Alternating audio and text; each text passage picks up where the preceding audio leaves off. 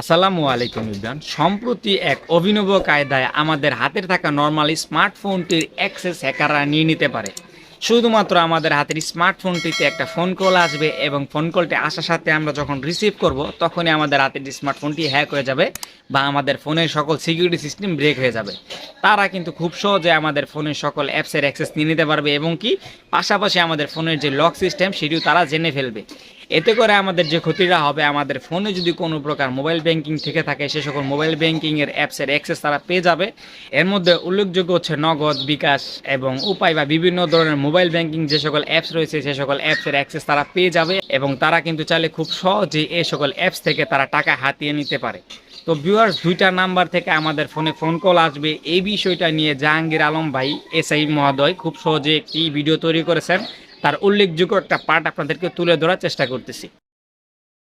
মোবাইলে যদি কোনো কল আসে, কলগুলোর মধ্যে দুইটা নাম্বার থেকে যদি কল আসে, যদি আপনি রিসিভ করেন তাহলে কিন্তু আপনার মোবাইলের যাবতীয় তথ্য একটা হ্যাকার চক্র নিয়ে নেবে, আপনি টের পাবেন না।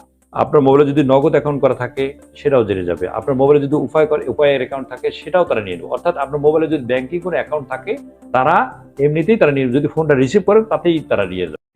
এর মানে আমরা বুঝতে পারলাম যে মোবাইলে যদি আমাদের কোনো প্রকার মোবাইল ব্যাংকিং থাকে সে সকল মোবাইল ব্যাংকিং এর অ্যাক্সেস তারা খুব সহজেই নিয়ে নিবে।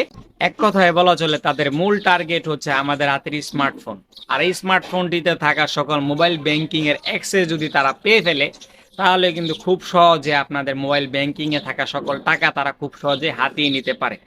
অতএব সুপ্রিয় দর্শক, আমার ডিসপ্লেতে এই দুইটি নাম্বার আপনাদেরকে প্রদর্শন করতেছি।